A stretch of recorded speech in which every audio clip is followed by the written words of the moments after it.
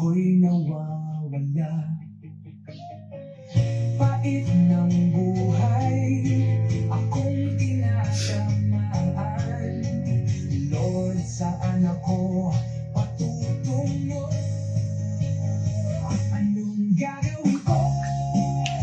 Lord, sa bawat araw, ang kaluluwa ko'y naghahanap ng sagot. Okay, sa mapagpalang unang araw ng August sa ating lahat. At ngayon, bago ko po tayo pumunta sa ating daily devotion, ay nais ko po munang magpasalamat sa mga kapatid natin sa mula po sa mga kapatid natin sa CCF Las Piñas sa kahapong naganap na medical mission yan sa church natin sa Bulacan, Chaong, sa kagalakan po mga kapatid sa pangunguna dyan nila Doktora Army Artiliaga, Doktora Grace Bakay at Maricel Malax, isang kagalakan po sa ating mga kapatid yan kila Pastor Reyes, isang kagalakan po. At siyempre kay Kuya Tony Dulay, na ating nakasama sa pagpupuri sa Panginoon ng CCF niya sa At ngayon sa ating pong pagtalakay ng ating pong topic ngayon dito ngayon unang araw ng August 2026, araw po ng Sabado, Bagamat masarap mag-uunat dahil sa lamig ng panahon ngayon dahil medyo umuulambon At ngayon tayo po ay dadako dito sa ating daily devotion ngayong August 1, mula naman po sa isang napaka-powerful at napakagandang talata na malimit nating napapakinggan. Ito ay ang Isaiah chapter 40 verse 31 at pamagatan natin itong wait, renew, and soar at dito po sa ating pagtalakay nito ay muli tayo sasamahan ng ating partner sa pagbabasa at pangunahan tayo sa pananalangin. God's morning, mga kapatid, tayo po ay babasa sa Isaiah 40 verse 31. Ngunit muling lumalakas at sumisigla ang nagtitiwala kay Yahweh. Lilipad silang tulad ng mga agila, sila'y tatakbo, ngunit hindi mapapagod, sila'y lalakad, ngunit hindi manghihina. Tayo po ay manalangin. Panginoon, aming Ama, maraming salamat po sa iyong mga salita na muli naming pag-aaralan, Lord. Maraming salamat po sa patuloy na paggabay sa bawat isa sa amin upang mapagnilayan namin ng maayos ang iyong mga salita na ibinibigay sa amin araw-araw. Salamat po dahil kayo po ang pinagmumulan ng tunay na lakas. Kapag kami ay napapagod, nawawalan ng pag-asa, tulungan niyo po kami tumingin at muling umasa sa inyo, Panginoon. Bigyan niyo po kami ng bagong lakas upang harapin ang bawat araw at malampasan ang lahat ng pagsubok na aming kinakaharap, Panginoon, at patuloy na maghari ang iyong kalooban sa aming lahat, Panginoon. Maraming salamat, Lord, at ang lahat po ng ito ay aming pinapanalangin sa pangalan ng inyong anak na si Jesus. Amen. Amen. Purihin natin Panginoon Diyos. At sabi nga po dito sa Amplified Version, but those who wait for the Lord, who expect, look, and hope in Him, will gain new strength and renew their power. They will lift up their wings. Sabi po dun sa footnote, and rise up close to God, like an eagles, rising toward the sun. They will run and not become weary. They will walk and not grow tired. Napakaganda po ng passage na ito. Isang pangako na malimit po nating napapakinggan. At ito po ay mula sa bahagi ng propesiya na tinatawag na comfort my people. Ano ho, yan po yung prophecy na yan. Dito po sinabi po ni Propeta Isaias nung panahon, no, na nalaman ng mga Israel, no, ng mga Israelita na darating ang mahabang panahon ng pagkakabihag sa Babylonia. At dahil dito, no, daranas po sila ng matinding pagod. Mararamdaman po nila na parang wala ng pag-asa at iisiping nakalimutan na sila ng Diyos. Sounds familiar po ba? O sounds na parang minsan nagiging ganito tayo?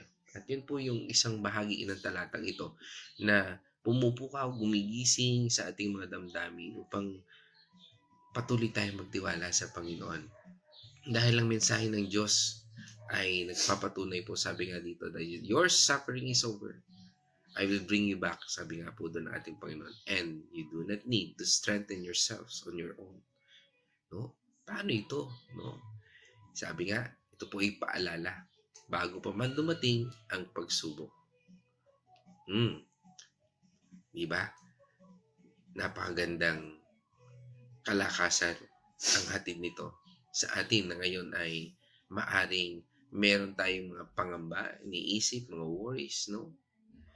Na dito pinapakita ng talatang ito na ang tunay na tibay ay galing lamang sa ating Panginoon Diyos. Okay, atin pong suriin at pag-aralan, no, ang bawat bahagi ng talatang ito, no. At sabi nga po dito sa unang bahagi, ang sabi dito is wait for the Lord. Ito po ay galing sa salitang Hebrew na tinatawag na kaba, no? Kaba, no? Hindi po ito simpleng pag-upo lamang. Ibig sabihin po ng Hebrew word na ito na kaba. O hindi ito yung naisip natin kaba, kakaba-kaba. Hindi ho ganon, no?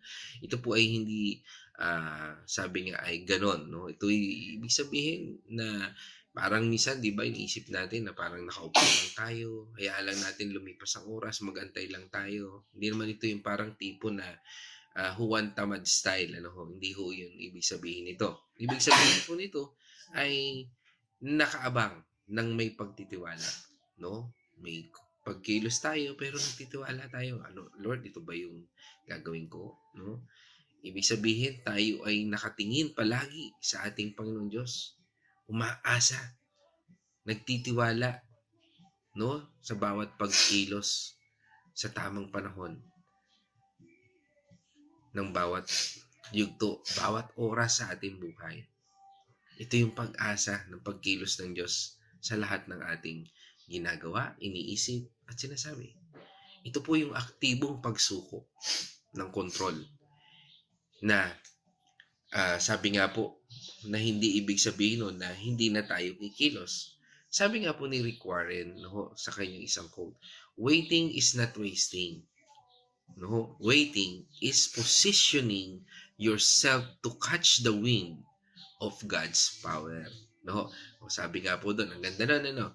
Waiting is not wasting. Ibig sabihin nun, sinasayang natin yung oras natin, panahon natin.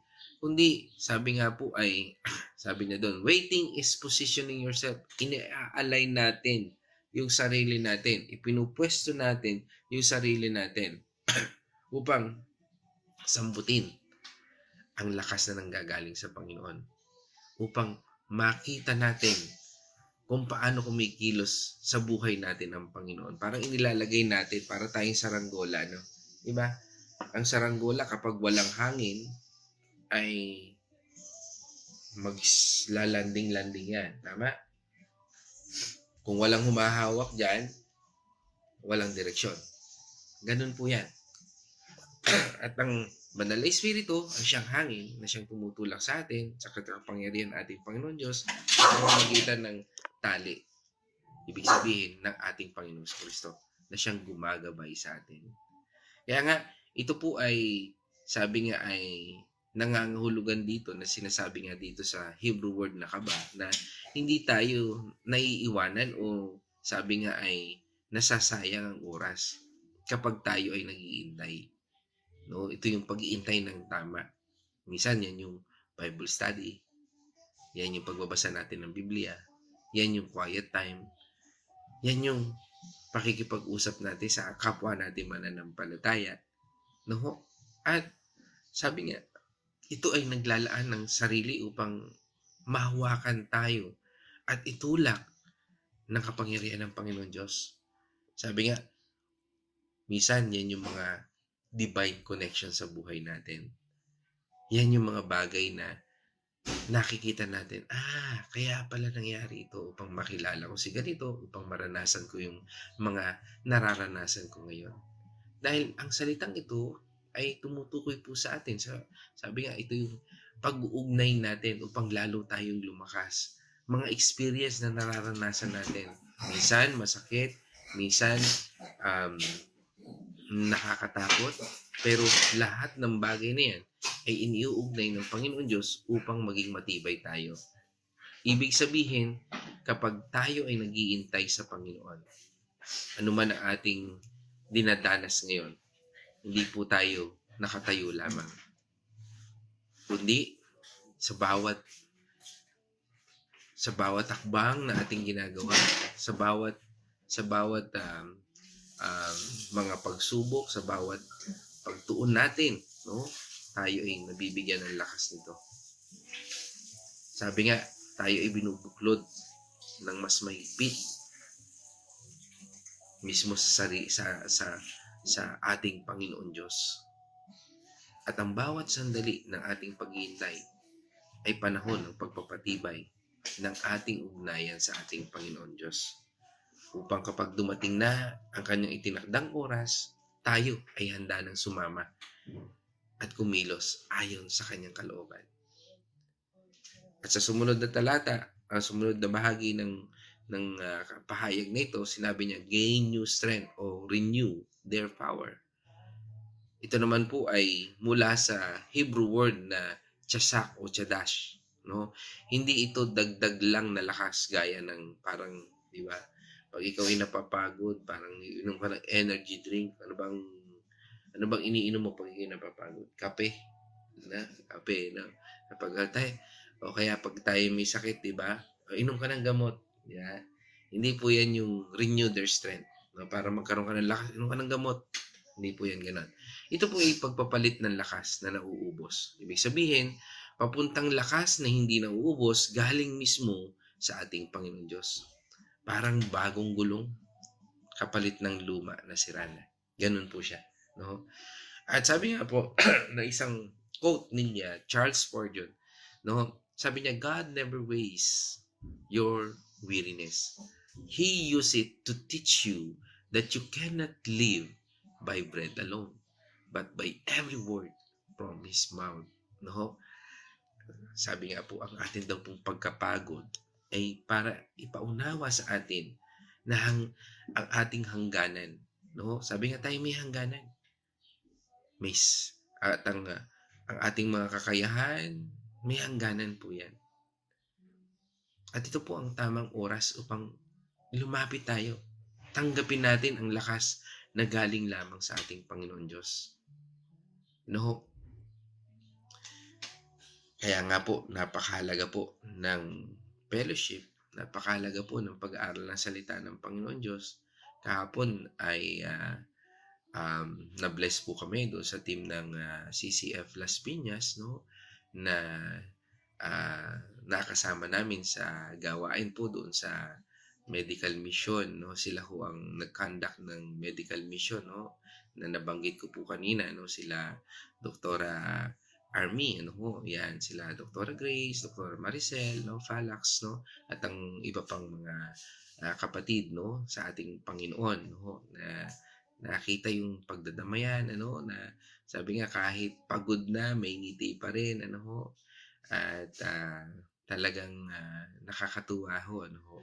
Na makatulong sa komunidad, ano, lalo na kapag ang bawat Kristiyano ay nagtutulungan, no? Just like an eagle, no? At dito sa ating paksa, sabi nga dito, just like an eagle. At dito pinakita din sa ating talata, no, na katulad ng isang agila. Ang agila po ay hindi lumilipad, no? Na puro palo lang siya ng palo ng pakpak, di ba? Hindi siya ganoon eh. Napapansin po natin, hindi ganoon ang agila, no? Ang ginagamit po ng agila ay yung tinatawag po na thermal uplift o yung mainit na hangin na umaakyat mula sa lupa, no? Yan po ang kanyang method ng kanyang paggamit ng lakas, no? Kapag siya po ay nararamdaman niya yun o siya tila parang nakasakay doon, no? Mula sa lupa, no? Ay tumataas po siya, no?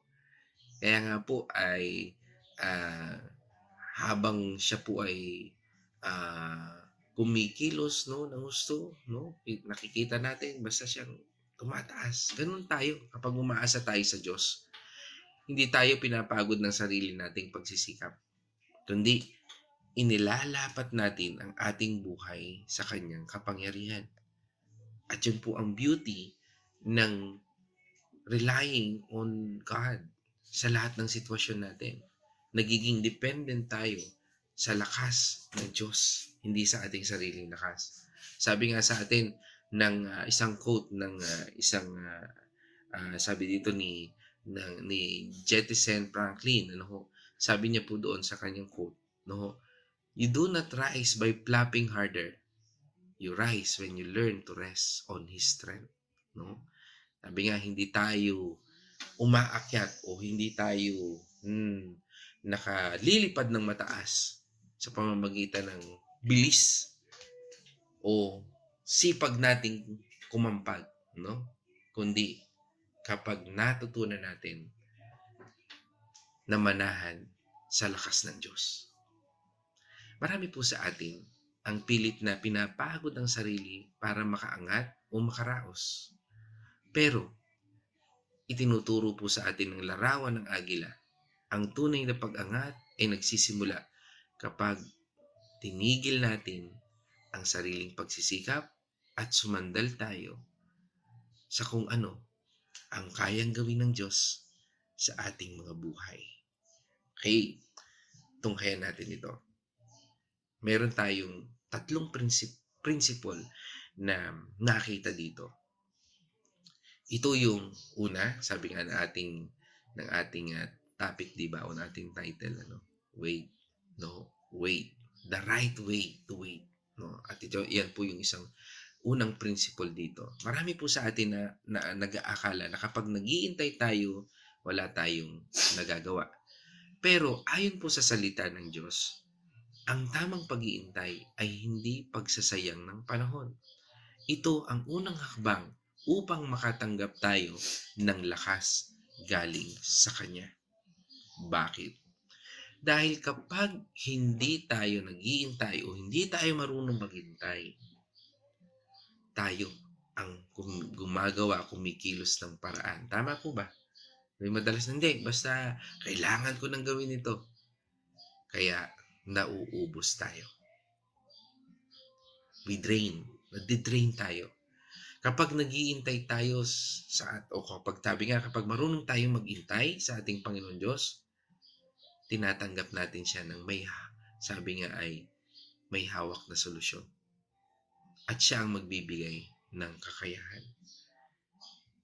Minsan, hinahayaan ng Panginoon Diyos na mapagod tayo. Bakit? Kasi nahihirapan tayong magtiwala sa Kanya kapag may lakas tayo. Tama ba? Sige, hindi, kaya ko pa eh. Pero pag pagod ka na, Lord, wala na. Hindi ko na kaya talaga. Ikaw na nga. At kapag umasa ka na lang sa Panginoon, hindi ibig sabihin po niya, tutunganga ka na lang ha. Hindi ko yun ibig sabihin. Nilinaw natin kanina yun. No? Kaya nga po, maling pananaw na habang nag-iintay tayo, naluluma tayo o napag-iiwanan. Minsan yun nung naisip natin, baka mapag-iwanan ako. No? Tandaan po natin, habang tayo po ay nakatingin sa ating Panginoon, siya po ay naghahanda ng mas magandang bagay at nagpapalakas sa atin. Habang tayo po ay hindi pa natin nakikita o nararanasan ng mga bagay. Kaya nga, ini-equip niya tayo sa mga bagay na wala tayo. Parang tila hindi natin nakikita. Yun po ang gusto ng Panginoon. And that is wait. Okay. Tungo naman tayo sa second principle. Strengthen o yung power for every season. No? Lakas mula sa bawat panahon. Sinasabi po niya dito, gaining new strength and renew their power. Ito po yun. Paano nga ba natin? Paano ba tayo makakakuha ng lakas? No? Meron po tayong 3 antas ng pagkilos na tinutukoy ng Diyos upang ihanda niya tayo para sa anumang sitwasyon. No? Ready na po ba tayo? Una, maglakad po tayo ng hindi mapagod. Para sa araw-araw na gawain, pagsunod at simpleng pagtupad ng tungkulin, maglakad po tayo. Misa kasi, tayo sabi nga ay natatakot tayo sa mga bagay na pagkilos natin, baka magkamali, baka, minsan di ba ganyan tayo? Lakaran natin. Gawin lang natin. Humakbang tayo ayon sa ipinagagawa ng Diyos. Minsan, di ba, may mga salita ng Panginoon Diyos na, parang baka pag ginawa ko yan, hindi, baka madapa ako. Huwag tayo matakot madapa. Dahil may Diyos tayo. Na kapag tayo ay, habang tayo naglalakad, siya po magbibigay ng lakas sa atin. Okay. Ikalawa, tumakbo at hindi manghina. No? Yung una, maglakad at hindi mapagod. Ang ikalawa naman, tumakbo at hindi manghina. Diba nakakapagod ang pagtakbo? At ang pagtakbo ay ito yung mga bagay na kapag meron sa ating malalaking hamon, malalaking pagbabago, at panahon na kailangan ng mas mabilis na pagkilos. Hindi pwedeng mabagal yung kilos natin. Diba? Minsan kinakailangan nating agad na tumakbo kapag tayo ay kinakailangan ng pagkilos. Tama? Dito naman, ipinapakita sa atin na sa panahon na kailangan tayo, nasan ka? Kanina, sinabi natin na kinakailangan nating maglakad, hindi mapagod. Dahil minsan sa buhay natin, nirarush natin, pero pwede namang, sandali. Slowly. Tingnan muna natin para hindi tayo madapa. Dito naman, sa ikalawang bahagi, kailangan natin tumakbo kasi kailangan na natin ng pagkilos. Kailangan natin na gawin ang mga bagay upang hindi tayo mapahamak. Yan po yung sinasabi naman. At ang ikatlo, lumipad tulad ng agila. Basta wala akong pakpak. Yes, ako din. Subalit, ayon po sa 3 hakbang na ito, para sa pagtaas at higit sa problema, paglapit ng may mas malapit, o sabi natin, paglapit natin sa Kanya, at pagkita ng mas malawak ng plano niya, kailangan po nating lumipad tulad ng agila. Ibig sabihin, kailangan po nating i-meditate ang Kanyang salita. Kailangan po nating basahin ang Kanyang salita. Yan po ang paglipad ng tulad ng agila. Lord, anong plano mo sa akin? Nasusulat. Jeremiah 29 verse 11. Diba? Yes. Flying like an eagle. Tandaan po natin, ang ating Panginoon Diyos ay palalakasin tayo. At hindi niya tayo pinapalakas para magyabang. Bibigyan niya po tayo ng lakas para makayanan natin ang bawat tawag niya sa ating buhay at bawat paglilingkod upang tayo ay makatagal. Marami po kasi sa buhay ng isang Kristiyano ang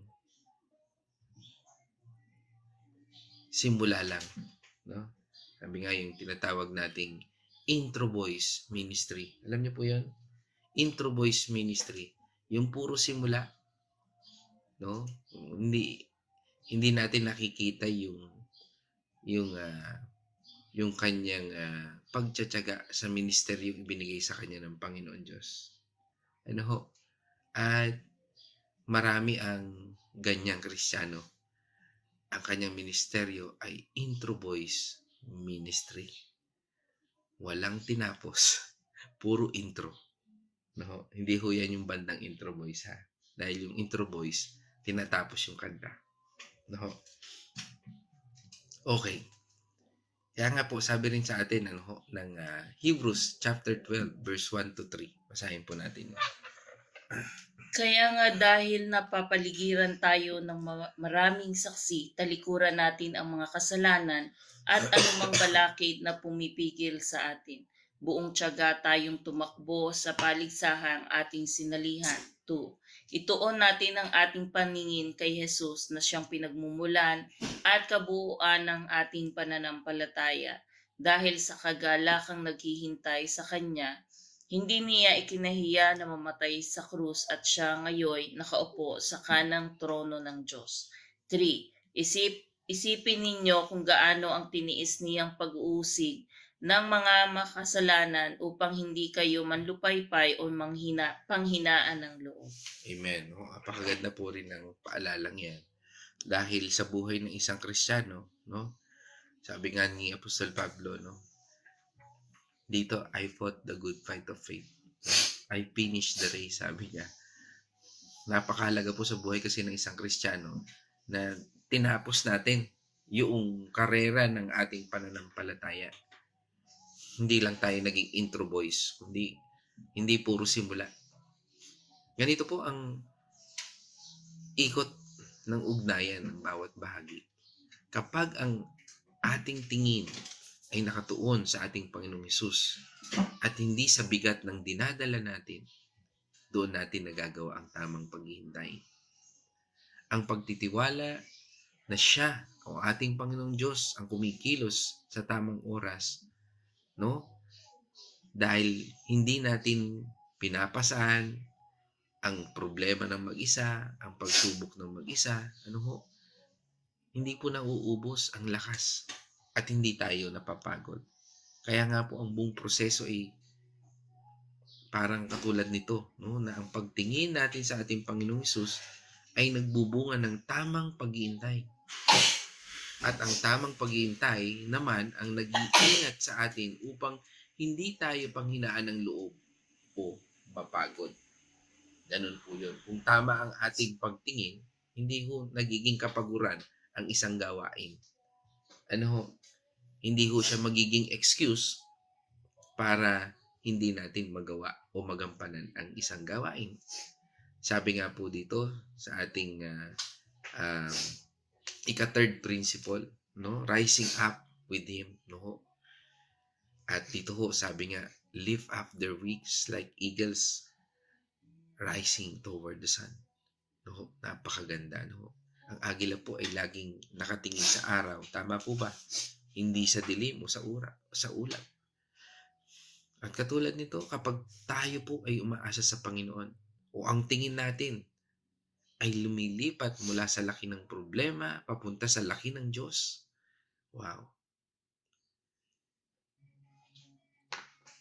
Makikita natin ang lakas na hindi kayang ipaliwanag ng mundong ito. Tandaan po natin, hindi tayo makakaakyat kung tayo pa rin nagpapalipad sa sarili natin. Makakaakyat lamang tayo kapag hinayaan natin ang Espiritu ng Diyos ang siyang magdala sa atin. Kaya nga po di ba yung agila, nag-glide lang siya. No? Ang agila po ang uri ng ibon na hindi umiiwas sa bagyo. Di ba lahat halos ng ibon, maalis sila? No? Ano ang ginagawa ng agila? Hindi po siya. Ang ginagawa niya, lumilipad siya pataas. Lampas sa ulap kung saan maliwanag pa rin ang araw. Dahil alam ng agila, no, na kung siya ay nasa ibabaw. Imagine mo, nasa ibabaw ka ng bagyo. Di ba? Ay ligtas tayo. Ganon din sa ating problema. Kung alam natin na tayo ay nasa pangangalaga ng Panginoon Diyos, anumang uri ng problema, sakit, karamdaman, wala tayo doon sa bagyo. Pero hindi natin tinakasan ng bagyo. Dahil nasa taas tayo ng bagyo. kasama ang Diyos. You got the point? Okay. Sabi nga po dito sa Isaiah 40, ito po ay tinatawag na hangganan ng kabanata ng paghatol. At simula ng kabanatang ito ng pag-asa at pagtubos. Kaya nga po, ito ay paalala na pagkatapos ng pagsubok ay laging may pagbabago mula sa Diyos. Kaya huwag po tayo matakot. Kung tayo man ay dumaranas ng problema o pag-aantay.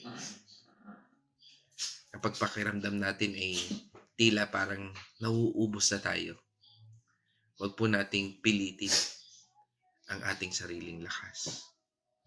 Simulan po nating maghintay ng tama. Manalangin. At higit sa lahat, basahin po natin, pag-aralan ang kanyang salita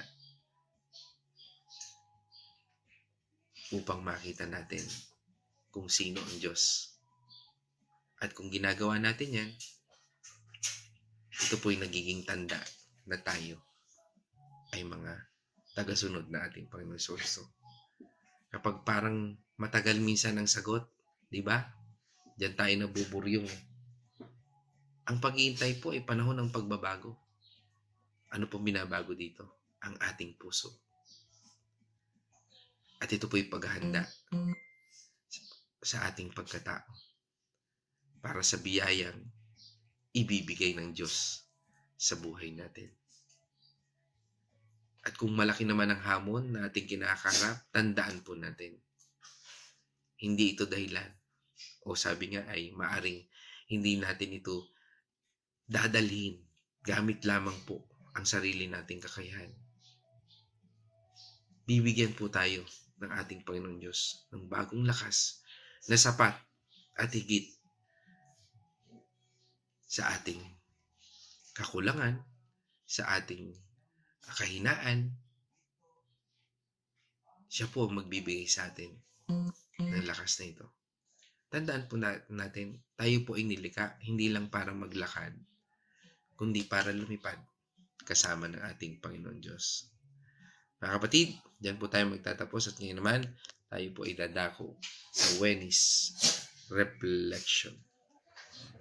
God's morning, mga kapatid. Salamat sa Panginoon sa kanyang mga salita na napag-aralan natin ngayon.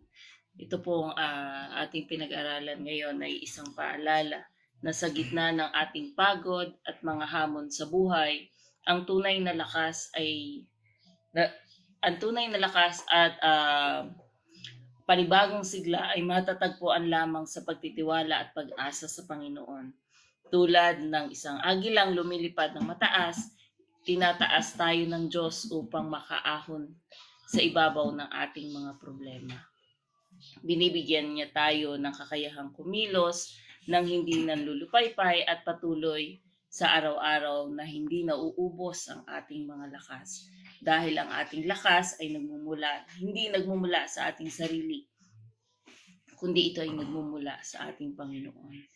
Ito ay biyaya ng ating Panginoon na kailangan nating tanggapin at patuloy na tayo ay mamuhay. Atin pong tatandaan na sa bawat pagising pa lang po natin sa umaga, ito ay isang blessing, ito ay isang pagpapala, na isa pang pagkakataon upang magsimula muli, matuto, umunlad, at mahalin ang mga taong mahalaga sa atin. Wala na ang kahapon, wag na po nating intindihin yung kahapon sapagkat lumipas na yon at hindi rin natin tiyak kung ano ang mangyayari sa atin kinabukasan. Kaya po, ngunit ang ngayon, kasalukuyan, ito po ay isang biyaya. Huwag natin sayangin, ito ay isang paalala sa mga bagay na hindi natin kontrolado. Bago tayo magreklamo tungkol sa ating buhay, isipin po natin na may ibang taong handang ibigay ang lahat para lang mabuhay ng isa pang araw.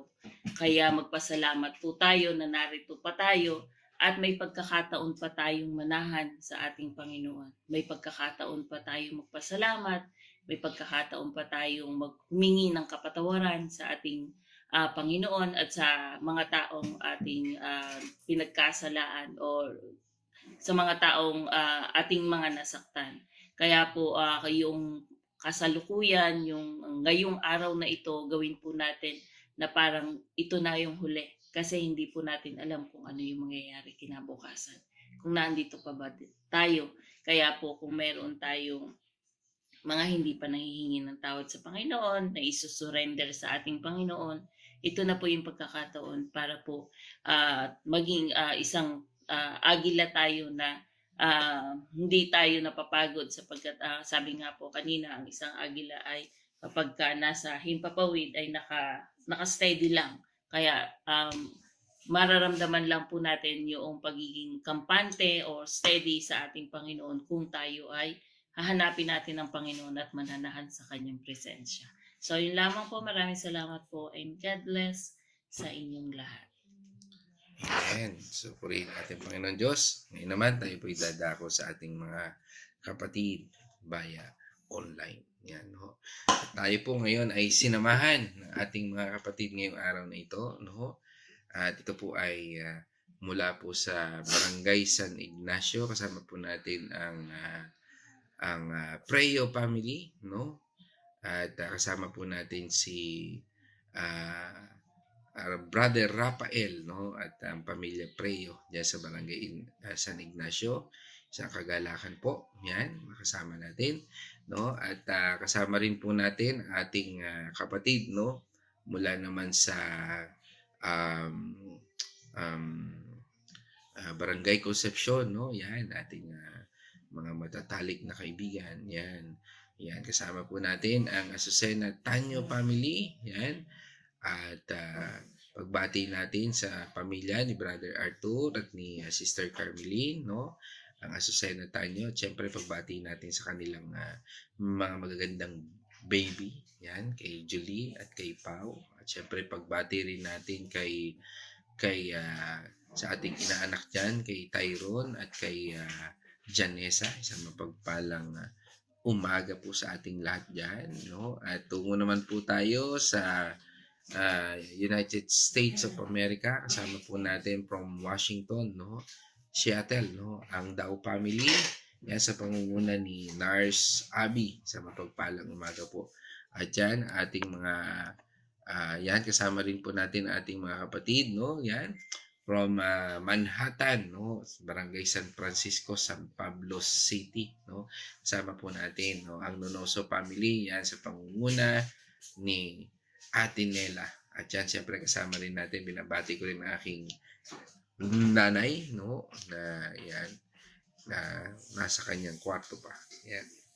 At yan, at pagbati rin po natin, no? Sa ating kapatid mula sa barangay sa Dolores, Quezon, no? Yan, kasama po natin ngayon si Nay Remy Alinea. Yan, ano ho. At syempre, kasama rin po natin ang Pios family, no? Yan, kasama po natin si Kuya George Pios, no? Yan, isang Kagalakan. At ayan, ating kapatid, no, na kahit nasa ospital, ay kasama pa rin natin dito sa ating God's Morning. Kasama po natin si Nay Josephine Maranan. Nay Josephine, palakas po kayo. Yan. At syempre, kasama rin po natin ang ating kapatid mula po sa Bulaking Chaong. Yan. Kasama po natin si Nay Marta. Syempre, pagbati rin natin dyan kay Kuya Chris, no?